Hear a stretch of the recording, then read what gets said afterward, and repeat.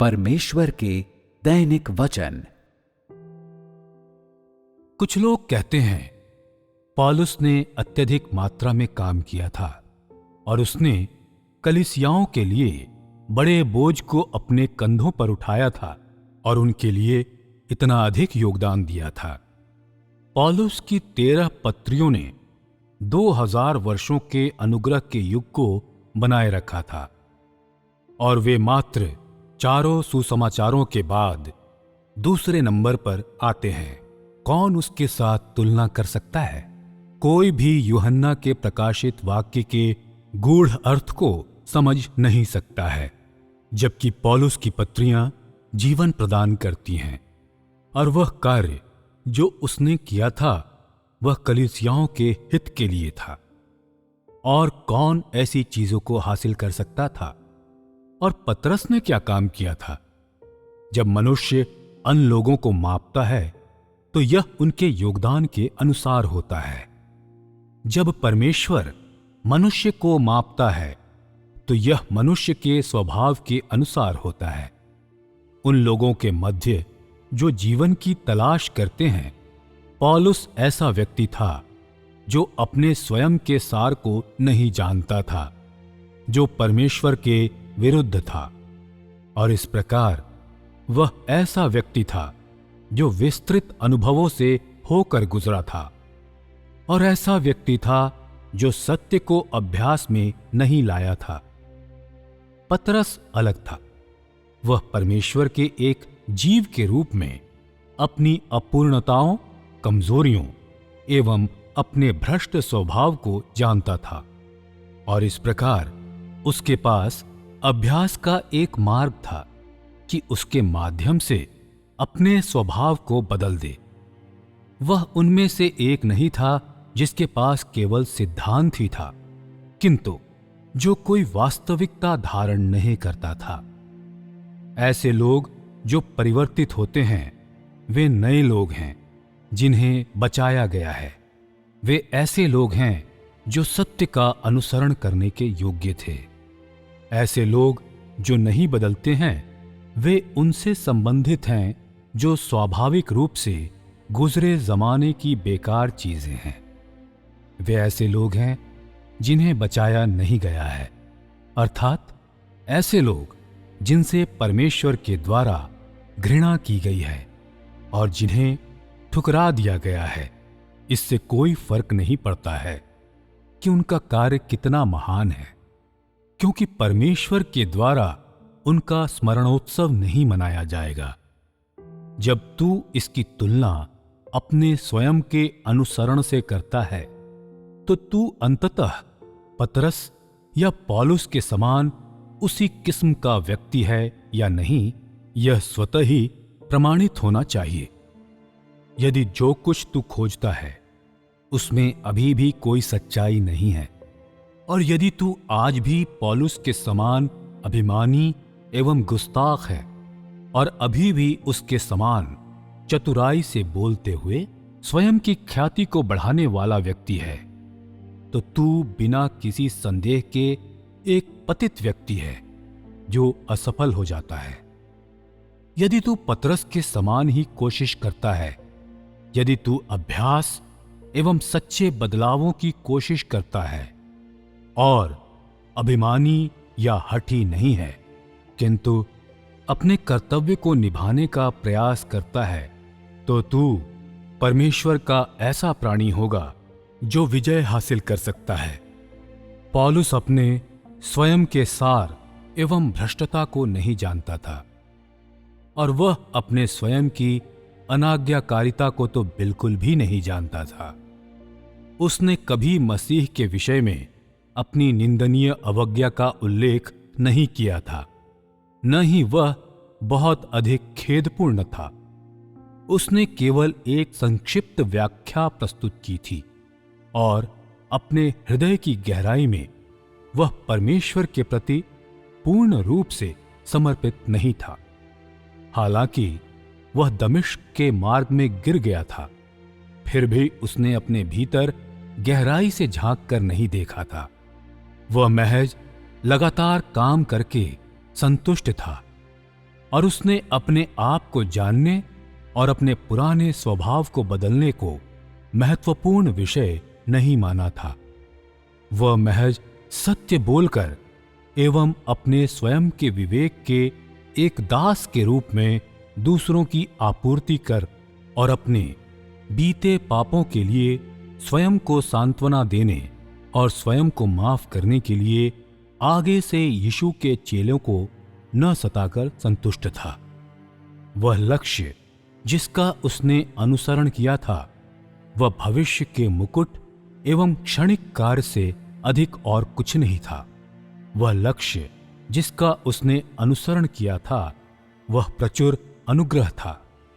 उसने पर्याप्त सच्चाई की कोशिश नहीं की थी, न ही उसने यह कोशिश की थी कि उस सत्य की और अधिक गहराई में प्रगति करे जिसे उसने पहले नहीं समझा था। और इस प्रकार स्वयं के विषय में उसके ज्ञान को झूठा कहा जा सकता है। और उसने ताड़ना एवं न्याय को स्वीकार नहीं किया था। यह कि वह कार्य करने में सक्षम था, इसका अर्थ यह नहीं है कि उसने अपने खुद के स्वभाव या सार के ज्ञान को धारण किया था। उसका ध्यान केवल बाहरी अभ्यास पर था। इसके अतिरिक्त जिसके लिए उसने कठिन परिश्रम किया था वह नहीं बदला था, बल्कि ज्ञान बदला था। उसका कार्य पूरी तरह से दमिश्क के मार्ग पर यीशु के प्रकटीकरण का परिणाम था। यह कोई ऐसी चीज नहीं थी जिसे उसने मूल रूप से करने का दृढ़ निश्चय किया था। न ही यह ऐसा कार्य था जो उसके द्वारा अपने पुराने स्वभाव के काट छांट को स्वीकार करने के बाद घटित हुआ था। इससे कोई फर्क नहीं पड़ता है कि उसने किस प्रकार कार्य किया था, क्योंकि उसका पुराना स्वभाव नहीं बदला था। और इस प्रकार उसके कार्य ने उसके अतीत के पापों का प्रायश्चित नहीं किया था, परंतु मात्र उस समय की कलीसियाओं के मध्य एक निश्चित भूमिका निभाई थी।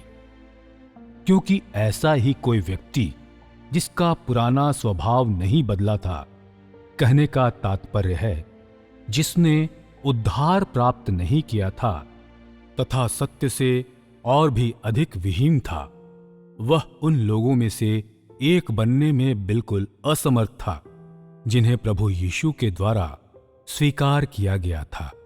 वह कोई ऐसा व्यक्ति नहीं था जो यीशु मसीह के लिए प्रेम एवं आदर से भरा हुआ था। न ही वह ऐसा व्यक्ति था जो सत्य की खोज करने में कुशल था, और वह ऐसा व्यक्ति तो बिल्कुल भी नहीं था जो देह धारण के रहस्य की खोज करता था। वह महज ऐसा व्यक्ति था जो मिथ्या वाद विवाद में कुशल था और जो किसी ऐसे व्यक्ति से राजी नहीं होता था जो उससे अधिक ऊंचे होते थे या जो सत्य को धारण किए हुए थे। वह ऐसे लोगों या सच्चाइयों से ईर्ष्या करता था जो उसके विपरीत होती थीं या उसके प्रति शत्रुता में होती थीं। वह उन प्रतिभावान लोगों को प्राथमिकता देता था जो शानदार छवि को प्रस्तुत करते थे और गंभीर ज्ञान धारण करते थे। वह गरीब लोगों से परस्पर बातचीत करना पसंद नहीं करता था और जो सही राह की खोज करते थे तथा किसी और चीज की नहीं सिर्फ सत्य की परवाह करते थे और इसके बजाय धार्मिक संगठनों के वरिष्ठ सुप्रसिद्ध व्यक्तियों से संबंध रखते थे जो केवल सिद्धांतों की ही बात करते थे और जो प्रचुर ज्ञान धारण किए हुए थे। उसके पास पवित्र आत्मा के नए कार्य का कोई प्रेम नहीं था और उसने पवित्र आत्मा के नए कार्य की गतिशीलता की परवाह नहीं की थी।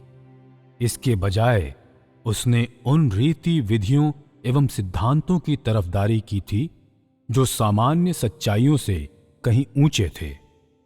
अपने सहज सार और उसकी संपूर्णता में जिसकी उसने खोज की थी, वह इस योग्य नहीं है कि उसे एक मसीही कहा जाए जो सत्य का अनुसरण करता है, और वह परमेश्वर के घराने में एक वफादार सेवक तो बिल्कुल भी नहीं था, क्योंकि उसका पाखंड बहुत अधिक था और उसकी अनाज्ञाकारिता बहुत ही बड़ी थी। हालांकि वह प्रभु यीशु के एक सेवक के रूप में जाना जाता है, फिर भी वह स्वर्ग के राज्य के फाटक में प्रवेश करने लायक बिल्कुल भी नहीं था, क्योंकि शुरुआत से लेकर अंत तक उसके कार्य को धार्मिकता नहीं कहा जा सकता है। उसे महज किसी ऐसे मनुष्य के रूप में देखा जाता है जो पाखंडी था और जिसने अधर्म किया था, फिर भी जिसने मसीह के लिए भी कार्य किया था। हालांकि उसे दुष्ट नहीं कहा जा सकता है, फिर भी उसे उचित रीति से ऐसा मनुष्य कहा जा सकता है जिसने अधर्म किया था। उसने काफी कार्य किया था, फिर भी उसका न्याय उसके कार्य की मात्रा के आधार पर नहीं किया जाना चाहिए जिसे उसने किया था, किंतु केवल उसकी गुणवत्ता एवं सार के आधार पर किया जाना चाहिए। केवल इसी रीति से इस मामले की तह तक पहुंचना संभव है। वह हमेशा मानता था, मैं कार्य करने में सक्षम हूं, मैं अधिकांश लोगों से बेहतर हूं, मैं प्रभु के बोझ को अन्य लोगों की अपेक्षा अधिक समझता हूं, और जैसा मैं गहराई से पश्चाताप करता हूं वैसा कोई नहीं करता है, क्योंकि मुझ पर बड़ी ज्योति चमकी थी और मैंने बड़ी ज्योति देखी है, और इस प्रकार मेरा पश्चाताप किसी अन्य की अपेक्षा अधिक गहरा है। उस समय यह वह चीज है जो उसने अपने हृदय में सोचा था। अपने कार्य के अंत में पौलुस ने कहा, मैं अच्छी कुश्ती लड़ चुका हूं, मैंने अपनी दौड़ पूरी कर ली है और मेरे लिए धर्म का मुकुट रखा हुआ है। उसकी कुश्ती, कार्य और दौड़ पूरी तरह से धार्मिकता के मुकुट के लिए था और वह सक्रिय रूप से आगे नहीं बढ़ा था। हालांकि वह अपने कार्य में लापरवाह नहीं था, फिर भी यह कहा जा सकता है कि उसका कार्य महज उसकी गलतियों की भरपाई करने के लिए और उसके विवेक के आरोपों की भरपाई करने के लिए था। उसने केवल अपने कार्य को पूरा करने, अपनी दौड़ को समाप्त करने और जितना जल्दी हो सके अपनी लड़ाई को लड़ने की आशा की थी, ताकि वह बहुत जल्द ही अपने बहुप्रतीक्षित धार्मिकता के मुकुट को प्राप्त कर सके। जिस चीज की वह लालसा करता था, वह अपने अनुभवों एवं सच्चे ज्ञान के साथ प्रभु यीशु से मुलाकात करना नहीं था, बल्कि जितना जल्दी हो सके अपने कार्य को समाप्त करना था, जिससे वह उन प्रतिफलों को प्राप्त कर सके जिन्हें उसके कार्य ने उसके लिए अर्जित किया था जब वह प्रभु यीशु से मिला था। उसने स्वयं को राहत देने के लिए एवं भविष्य के मुकुट के बदले में एक सौदा करने के लिए अपने कार्य का उपयोग किया था। जिस चीज की उसने खोज की थी वह सत्य या परमेश्वर नहीं था, परंतु केवल मुकुट ही था। ऐसा अनुसरण किस प्रकार मानक स्तर का हो सकता है? उसकी प्रेरणा, कार्य, वह मूल्य जो उसने चुकाया और उसकी समस्त कोशिशें, उसकी अद्भुत कल्पनाएं उन सब में व्याप्त थी और उसने अपनी स्वयं की इच्छाओं के अनुसार पूरी तरह से कार्य किया था। उसके कार्य की संपूर्णता में उस कीमत में जरा सी भी स्वेच्छा नहीं थी जो उसने चुकाई थी। वह महज किसी सौदे में संलग्न हो रहा था। उसके प्रयास उसके कर्तव्य को निभाने के लिए स्वेच्छा से नहीं किए गए थे, परंतु सौदे के उद्देश्य को हासिल करने के लिए इच्छापूर्वक किए गए थे। क्या ऐसे प्रयासों का कोई औचित्य है? कौन ऐसे अशुद्ध प्रयासों की प्रशंसा करेगा? किसके पास ऐसे प्रयासों में रुचि है, उसका कार्य भविष्य के स्वप्नों से भरा हुआ था, अद्भुत योजनाओं से भरा हुआ था और किसी ऐसे पथ को शामिल नहीं करता था जिसके द्वारा मानव के स्वभाव को बदला जाए। उसका इतना अधिक परोपकार एक ढोंग था। उसका कार्य जीवन प्रदान नहीं करता था, परंतु सभ्यता का झूठा दिखावा था। यह एक सौदा करना था। ऐसा कार्य किस प्रकार अपने मूल कर्तव्य की पुनः प्राप्ति के पथ पर मनुष्य की अगुवाई कर सकता है?